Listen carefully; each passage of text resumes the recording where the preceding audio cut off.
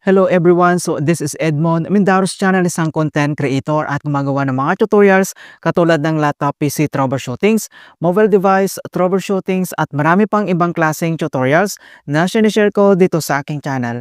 At kung bago ka lang sa aking YouTube channel, so please huwag mong kakalimutan mag-like, share at subscribe. I-click mo na rin yung bell notifications para ma-update ka sa aking mga bagong videos and tutorials. So sa video ito ay pag-uusapan natin at i-guide ko kayo on how to safely log out in mobile banking on RCBC Pulse app.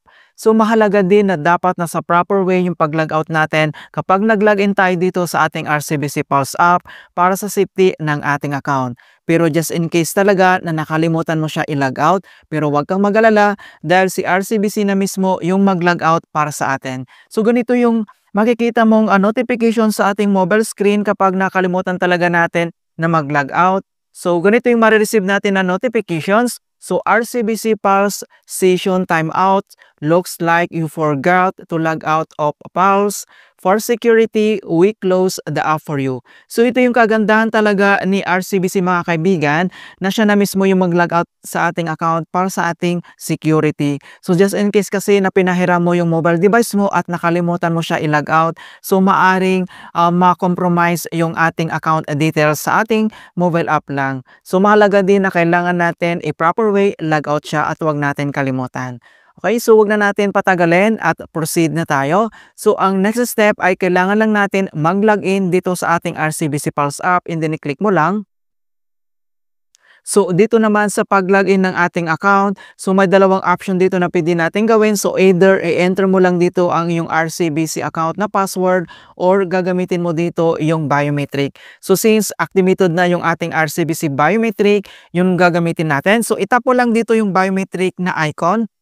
And then, makikita mo na dito na na-cover na ni RCBC yung ating mobile screen para sa ating account security. So, please confirm your biometrics to continue and then scan your fingerprint. Itap mo lang dito sa mobile screen ang yung fingerprint para ma-access or ma-open kaagad natin yung ating account. Ayan. So, makikita mo na napakabilis lang talaga ma-access yung ating account kapag gamit na yung biometric.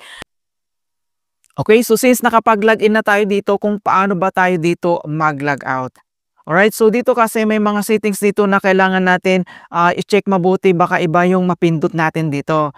Alright, so dito lang sa ating RCBC profile homepage and then next step, dito lang sa top right corner, makikita mo dito yung profile icon and then ito yung arrow na yan, i-click mo lang.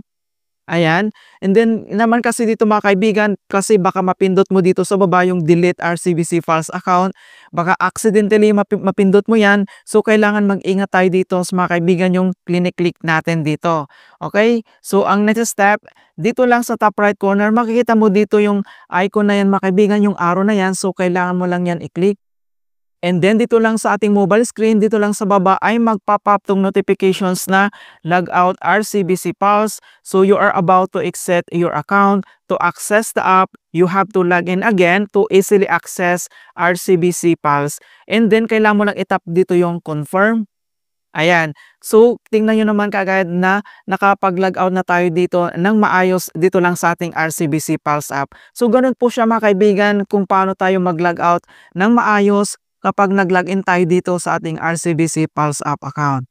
Alright, so ganun lang po kasimple mga kaibigan and hope na nakapagbigay ako ng konting kalaman at guide tungkol sa RCBC tutorials. Thank you guys and see you in my next tutorials.